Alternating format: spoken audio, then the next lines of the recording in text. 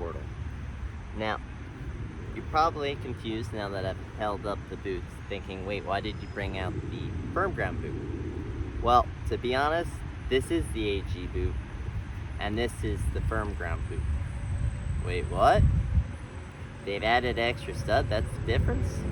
Well, there are a couple other things let's talk about.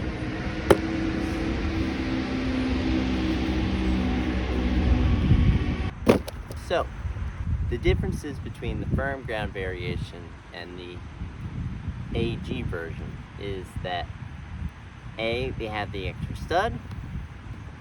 B, the stud tip here is longer on the firm ground version than this one. This one's about the same length as the top stud. Here it's a little bit longer. Then the carbon fiber, you see it a little bit more exposed here. And because of the extra stud, they have a little less exposure there. And then you also get a little bit less carbon fiber. Here where you don't see the cutouts, it ends right there. So that it makes it just a smidge more flexible on the top there. Here the carbon fiber runs all the way to the top of the toe box. But after that, that's all the differences are between the two sole plates. So, let's talk about how the stud patterns of these boots are going to affect performance. The AG boot is still going to have that bite as the FG boot, but you might have a little bit less stud pressure because of that additional stud. Now, how much benefit? It's hard to say, but you could have that benefit either way. So, just know you have that little bit of extra benefit there. So if you take this onto a artificial grass pitch, it's gonna have a little bit more of possibly a little bit less stud pressure than the FG model. And again, the good news with this is that you keep your warranty if the boot gets damaged in any way, because it's designed for artificial grass. So if those pellets get in between here, which they sometimes do, for the FG model, you'll be covered with a warranty. If there's sole separation here, again, you'll be covered. So that is the good news. So if you're a player who really wanted a carbon sole plate on an FG pitch, but didn't want to expose the boot and get it ruined, now you can, and not be worried that you'll be breaking warranty. Now, is this a good choice though for them to have this boot? Because this boot is essentially a firm ground boot on an artificial pitch, and it doesn't quite have that ability to twist and pivot like a regular boot has. Here we have a Puma multi-ground boot, and it's able to twist and pivot because it has round conical studs, and they're very short, so they're able to kind of twist and pivot, and ideally this will, because of the amount of studs, prevent stud pressure. Now, you could go with that type of model, or you go with something a little bit more aggressive like a Nike AG Pro model. Here you still have the conical studs on the sides to twist and pivot, but you also have that center chevron stud to grab and bite into the ground if needed. Now, personally, I think this is still a little too aggressive, especially in the back. If you get your foot stuck in any way, you're not gonna go anywhere. But again, they could have done something where mostly conical and a couple of blades in the boot. Now, the previous generation boot did this.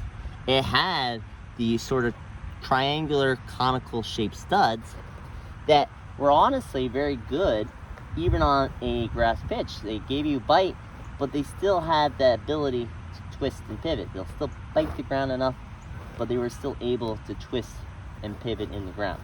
So Adidas has done this before. They didn't have to sacrifice this stud pattern and throw it out the window. And you could have done an all conical stud pattern.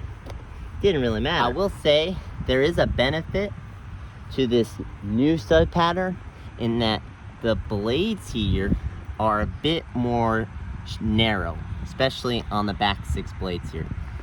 And I find when I play on an artificial grass pitch with the old sole plate, in that it was very good at keeping you on your toes. So you'd only really be on the front 4 or 5 studs. And because of these kind of flat spar, it didn't quite dig into the ground as much. Now, if you planted your foot at all, it wasn't going to go anywhere. But because of that surface area, you didn't have that as aggressive bite as you usually would have. Well, if you notice, these studs are much wider than the previous generation. So they're not gonna dig into an artificial grass pitch as much as a narrow blade would. That narrow blade digs in and your foot's not going here anymore. Here, there's no narrow blade, so it kind of has more surface area to sit on top.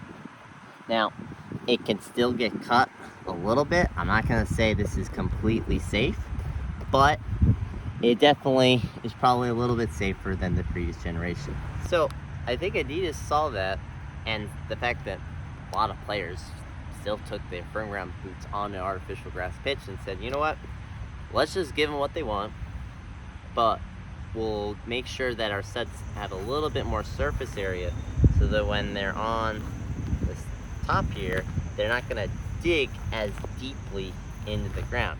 Now this still works really well on grass. I took this out on a grass pitch and it works fine. It's still aggressive enough to bite into grass, but here at least it won't penetrate the ground like a narrow blade would, where the narrow blade's just gonna stab right in and you're just gonna be stuck in there.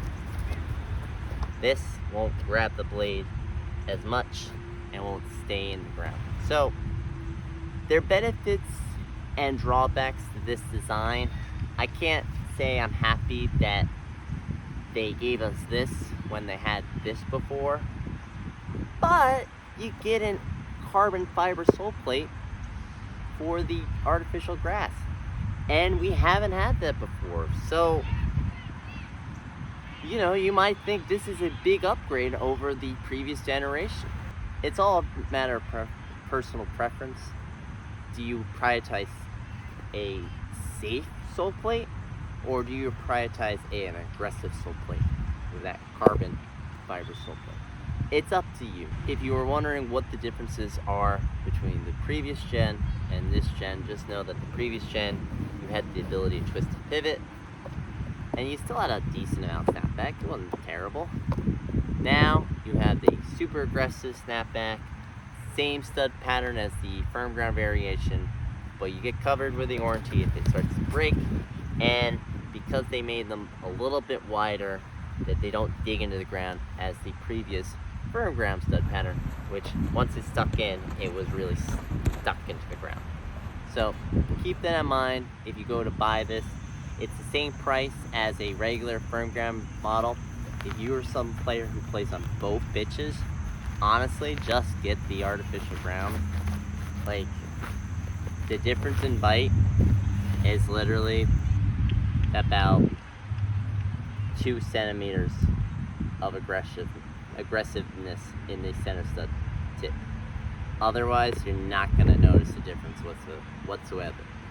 And the additional stud might actually help with stud pressure, again, if you play on artificial grass. Can't say this is bad. Can't say you need to get this boot no matter what, otherwise it doesn't matter. No, if you get the firm ground boot, you'll be fine either way. But I will say it is nice that you get that warranty coverage if you take this boot and play on both surfaces. So it's up to you. Do you want a more aggressive carbon fiber sole plate with a warranty coverage, or would you prefer something that's a little bit safer? Let me know in the comments if you think this is a safe stud pattern, or whether or not you're excited to finally have a carbon fiber sole plate that's meant for AG. And until next time, let's see if I can get